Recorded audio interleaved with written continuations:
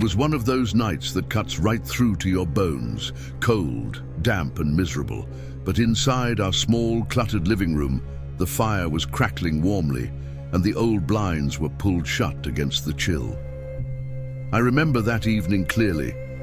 Mr. White and his son Herbert were deep in a chess game. Mr. White, bless him, wasn't much of a strategist, and he had a habit of putting his king in the most ridiculous danger. Even Mrs. White, sitting by the fire with her knitting, couldn't resist commenting on his reckless moves. "Listen to that wind," Mr. White said suddenly, trying to distract Herbert from noticing his latest blunder. "I hear it," Herbert replied, his eyes never leaving the board. Then he grinned and made his move. "Check!" Mr. White frowned and rubbed his chin. "Wasn't sure he'd make it tonight in this weather," he muttered, still trying to salvage his position. "Mate," Herbert announced triumphantly, leaning back with a satisfied smirk. Mr. White threw his hands up. "This is the worst place to live," he grumbled. "Mud everywhere, roads flooded. Can't believe we're stuck out here." "Don't worry, dear," Mrs. White said, trying to soothe him.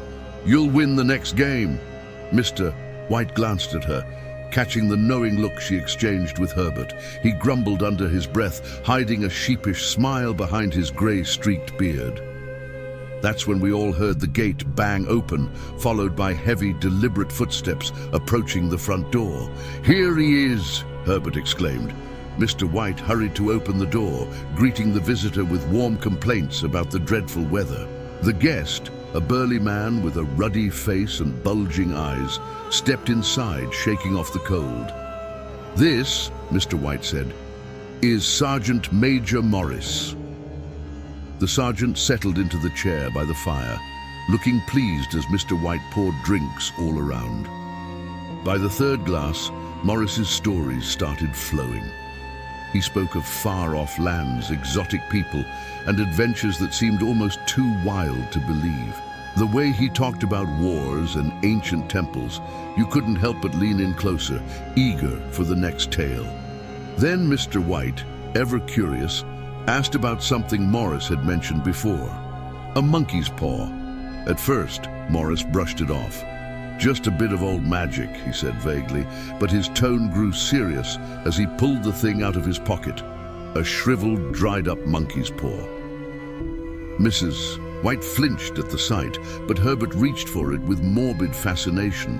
"What's so special about it?" Mr. White asked, turning it over in his hands. Morris hesitated before explaining. "It was cursed by an old fakir, a holy man. He wanted to teach people that you don't mess with fate without paying the price. The paw grants 3 wishes to 3 different people. But that," he trailed off, his grave expression warning us more than his words ever could. Herbert, ever the skeptic, smirked. "Did you make your wishes?" "I did," Morris admitted, his face pale. "And I got what I wished for, all right. But the consequences..." He shook his head, the glass trembling in his hand. "And the first guy who had it?"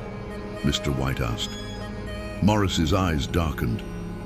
"His third wish was for death. That's how I ended up with it." The room fell silent. Mr. White, ignoring the obvious warning, asked, "If you've already used it, what good is it to you now?" "None," Morris admitted. "I should have burned it a long time ago." He tossed the paw into the fire, but Mr. White snatched it out before it could catch. "Better to let it burn," Morris said grimly. "But if you're going to keep it, don't blame me for what happens." After Morris left, Herbert couldn't stop joking about the paw. "Why don't you wish for something ridiculous, Dad, like being the president? That way Mum won't boss you around." We all laughed, but later that night Mr. White, with a strange look in his eyes, held up the paw and made his first wish. £200, the exact amount needed to pay off their mortgage. I'll never forget the way he gasped, dropping the paw as if it had come alive in his hand. "It moved," he whispered, trembling. Herbert waved him off. "You're imagining things, Dad, and I don't see any money, do you?" But none of us slept easily that night. The next day started like any other, but it didn't end that way. By evening, a man from Herbert's workplace came to the door. He hesitated, fumbling for words before delivering the news. Herbert had died in a horrific accident. The company denied responsibility but offered £200 as compensation. I wish I could say the story ends there, but grief does strange things to people. A week later, Mrs. White woke me in the dead of night, wild-eyed and frantic. "The paw!" she cried. "We can wish him back." "Are you out of your mind?" I shouted, but she was insistent. With a heavy heart, I fetched the paw. I held it tight, my hands trembling as I whispered the words, "I wish my son alive again." The silence that followed was unbearable until we heard it. A faint knock at the door, then another. Mrs. White ran to open it, but I grabbed her arm. "What are you doing?" she screamed. "It's Herbert!" I didn't let go. She broke free, tearing the door open. At that moment, with every ounce of desperation in me, I made my third and final wish.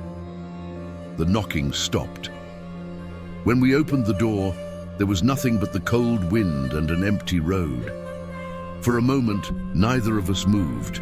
The wind howled through the open doorway, tugging at Mrs. White's nightgown as she stared out into the darkness, her face a mask of anguish.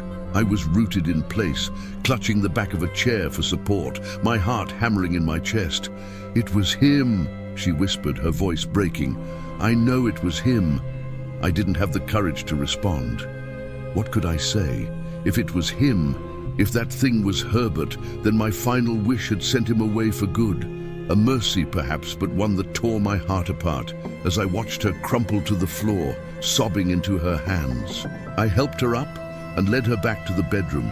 She didn't resist, didn't say another word, just let me guide her like a child. We both lay awake for hours, the silence between us heavy with unspoken grief. When she finally drifted off, her breathing ragged from crying, I stayed up, staring at the ceiling, haunted by what might have been. The days that followed were unbearably quiet.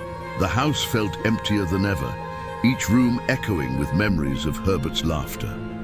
Mrs. White moved through the house like a ghost, her face pale and her eyes hollow.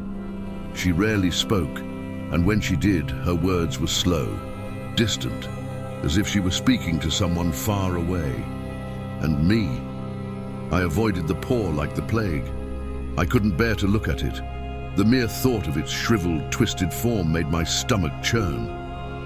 I wanted to burn it, to toss it into the fire and watch it turn to ash, but I couldn't bring myself to do it. What if I needed it again? What if someday something worse happened and it was the only way out? The thought terrified me almost as much as the paw itself. Weeks turned into months, and life went on, or at least it pretended to. The world outside kept moving, indifferent to our suffering. Neighbors came by with casseroles and condolences, but they didn't stay long. Something about the house seemed to repel them, as if the air inside was too thick with sorrow to breathe. I think about that night often, the way the paw writhed in my hand like a living thing, the echo of those knocks at the door. Was it truly Herbert? Or was it something else, something twisted and cruel, brought back by my selfish wish? I'll never know, and maybe it's better that way. The paw still sits in the same spot where I left it, gathering dust on the mantel. I can't bring myself to touch it again, but I can't throw it away either. It's a reminder, I suppose, a reminder that some things are better left alone. If you ever come across something like it, a cursed trinket, an enchanted relic, do yourself a favor. Walk away. Whatever it promises, whatever you think you want, it's not worth it. Trust me, I've been there, and if you don't believe me, well, I hope you never have to find out the hard way.